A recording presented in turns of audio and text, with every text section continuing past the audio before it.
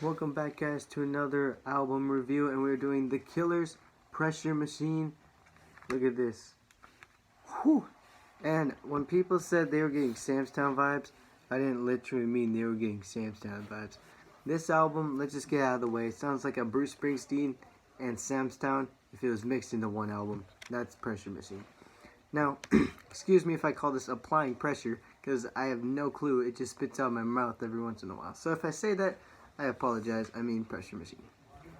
So, let's get into this. All I knew, I watched the Jimmy Kimmel performance at 10:30 last night, and it was actually 11 o'clock when the album came out.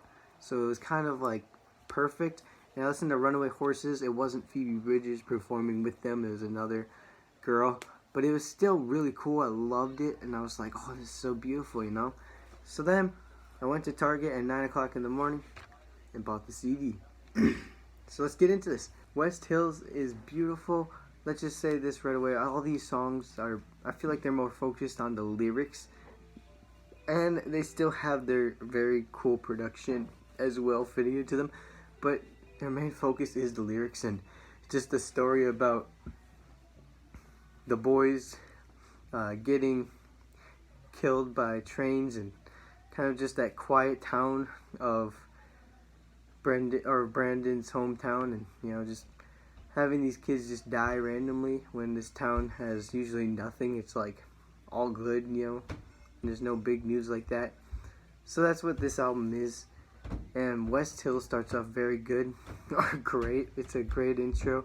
I love the vocals he does on this song, and the chorus is very catchy as well. Yeah, it's a great intro. Quiet Town is one of my favorites off the album. I really like the beautiful rendition that he does. He brings it all together in that chorus, and it's really cool as well. Terrible Thing is very deep and emotional. Sitting in his bedroom thinking about that terrible thing that's going to happen. It was very sad. It was very deep as well. Cody is kind of talking about that troublemaker Cody who says he's not doing all this stuff, but he ends up doing it anyway.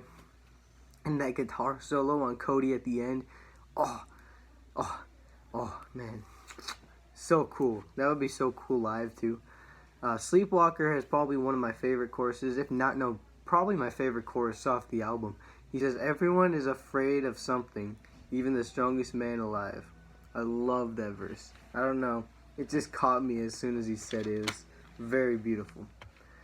Then we get Runaway Horses with Phoebe Bridgers, which is absolutely beautiful. I love their harmonizing together on the chorus, and it just feels like you're lost and you're just out there trying to find your place with this song, tagging along with Brandon and Phoebe.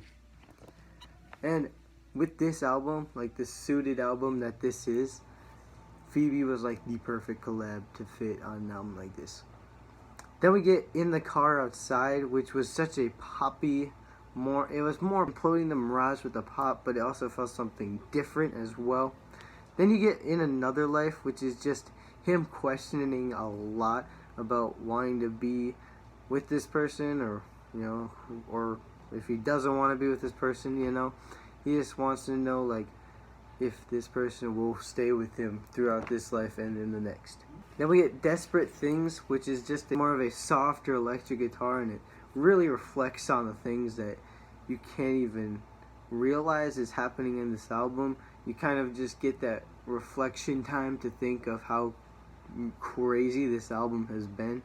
Then Pressure Machine comes in, and it's very slow at the first part. It definitely glows up in the throughout the album, and the lyrics are really beautiful. I like the metaphors on this one, where he says, "But the kingdom of God, it's a pressure machine. Everybody gotta keep it clean." It's really crazy. And then the last song is The Getting By, which is very sad. It's a good outro to an album like this. I think it's one of their best outros, if I'm being honest.